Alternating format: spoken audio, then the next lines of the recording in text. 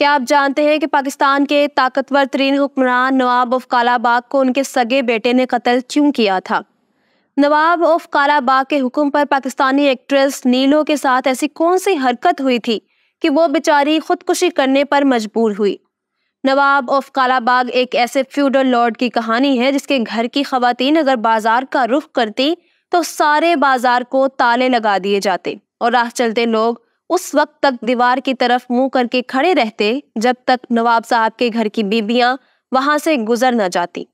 وہ نواب صاحب جس کے گھر کی عورتوں کی پرچائی پر بھی کسی غیر کی نظر نہیں پڑتی تھی، آخر ایسا کیا ہو گیا کہ انہی نواب صاحب کی پوتی کی تصویریں لوگ خرید کر اپنی دکانوں میں لگانے لگے؟ اور ہاں، نواب آف کالا باغ کی پوتی عائلہ ملک اور عمران خان کی مبینہ کال لیک کو مکافات عمل کیوں کہا جا رہا ہے؟ آج کی ویڈیو میں فوجی صدر ایوب خان کے منہ بولے بھائی اور مغربی پاکستان کے طاقتور ترین گورنر ملک امیر محمد خان المعروف نواب آف کالا باغ کے ایسے ہی 20 فیکٹس آپ تک شیئر کیے جائیں گے جو ان کے ساتھ دفن ہو گئے۔ آپ دیکھ رہے ہیں الیکشن باکس اور میں ہوں کنزا فرمان۔ میرے انسٹا اکاؤنٹ کا لنک آپ کو ڈسکرپشن میں مل جائے گا، سو لیٹس بگن۔ 23 مارچ 1940 کو منٹو پارک لاہور کے جلسے میں ایک نوجوان نے اعلان کیا کہ اب تک جتنا چندہ اکٹھا ہو چکا ہے مجھے گن کر بتایا جائے، اتنا چندہ میں اکیلا دینے والا ہوں۔ تب قائد اعظم محمد علی جناح نے ممتاز دولتانہ سے پوچھا یہ نوجوان کون ہے؟ انہیں بتایا گیا یہ ملک امیر محمد خان نواب آف کالا باغ ہے۔ نواب آف کالا باغ پردے کے سخت پابند تھے۔ جب کبھی ان کے گھر کی خواتین نے شہر سے گزرنا ہوتا تھا تو کالا باغ کے بازاروں کو بند کروا دیا جاتا تھا۔ راہ کھڑے لوگ اس وقت تک دیواروں کی طرف منہ کر کے کھڑے رہتے تھے جب تک نواب صاحب کے گھر کی عورتیں وہاں سے گزر نہ جاتی۔ حالانکہ نواب آف کالا باغ کے گھر کی خواتین نے شٹل کاک برقع اوڑھا ہوتا تھا۔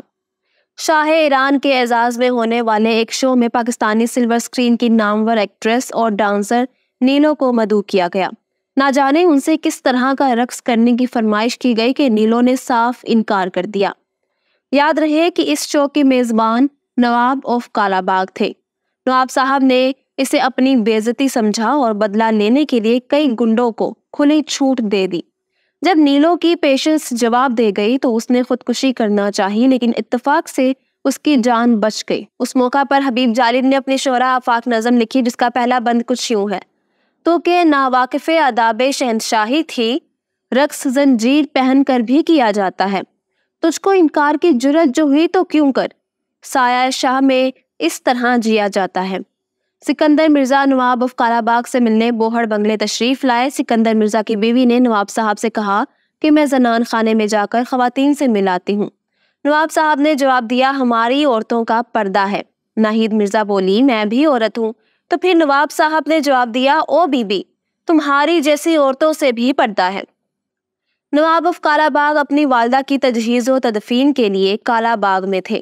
انہوں نے نوٹ کیا کہ ایک اجنبی صبح سے شام تک ملاقاتیوں کے ساتھ بیٹھا رہتا ہے اور ہر بار فاتح خوانی کرتے ہوئے زاروں قطار رونے لگتا ہے۔ ایک ہفتے بعد نواب صاحب لاہور واپس جانے لگے تو انہوں نے اس اجنبی شخص کا بازو پکڑ لیا اور اسے جھنجھوڑ کے بولے اوے میاں، ماں میری مری ہے کہ تیری؟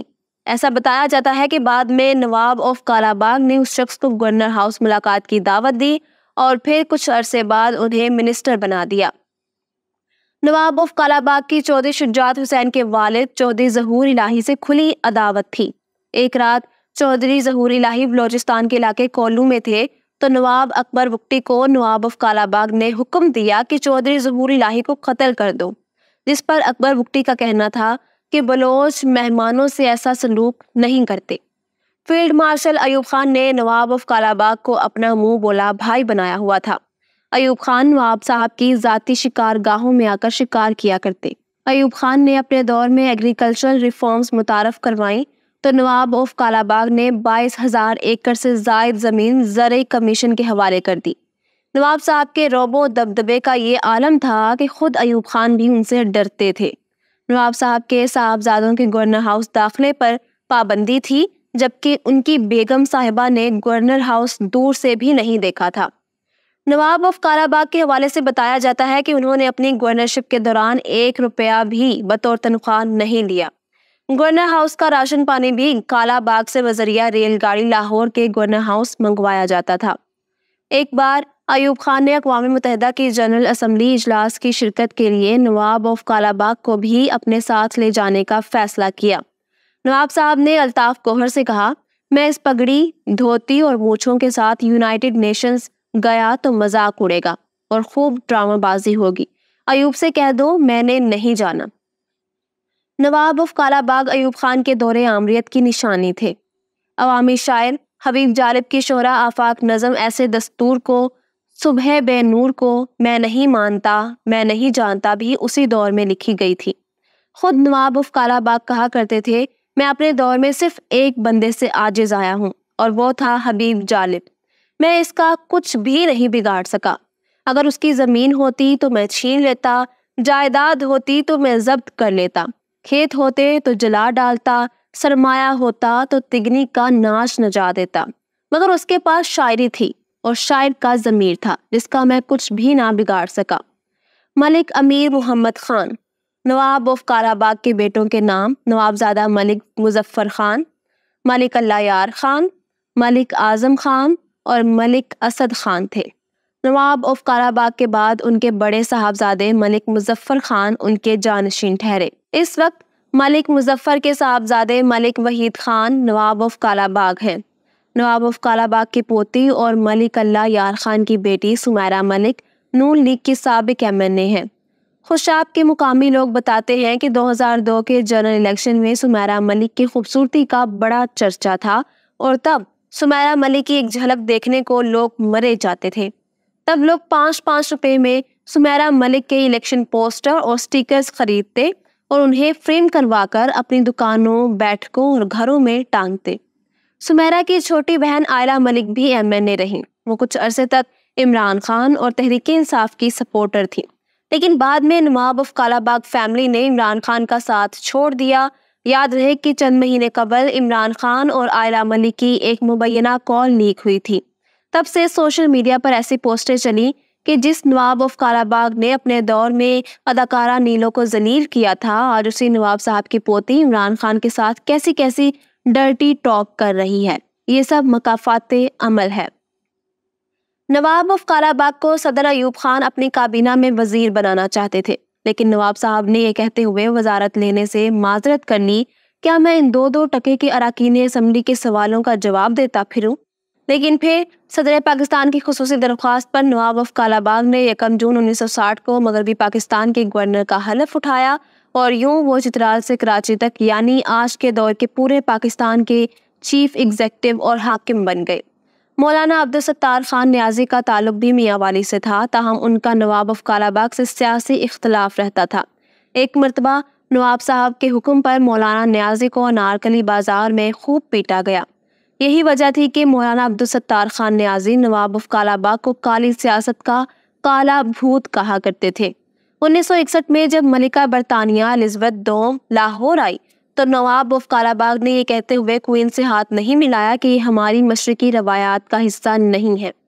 ایوب خان نے 1962 میں کنونشن مسلم لیگ کی بنیاد رکھی اور ممبرشپ کا پہلا فارم خود بھرا۔ کسی دوست نے نواب آف کالا باغ سے کہا کہ آپ بھی فارم بھر دے تو وہ مسکراتے ہوئے بولے، مجھے اس گندگی میں نہ گھسیٹو۔ نواب آف کالا باغ کا بوہڑ بنگلہ تاریخی اہمیت کا حامل ہے۔ دریائے سندھ کے کنارے پر بنائے گئے کئی 100 سالہ قدیمی بوہڑ بنگلے میں ایوب خان کے علاوہ سعودی عرب کے فرمانروا شاہ فیصل، امریکی خاتون اول مسز روز ویلٹ، ملکہ برطانیہ کوئین الزبتھ، شاہ آف ایران ذوالفقار علی بھٹو اور سکندر مرزا سمیت کئی عالمی شخصیات وزٹ کر چکی ہیں۔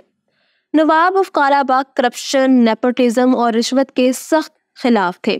انہوں نے اپنے سٹاف کو وارننگ دے رکھی تھی کہ اگر مجھے تمہارے بارے میں کوئی شکایت ملی تو میں تمہارا کچومر نکال دوں گا۔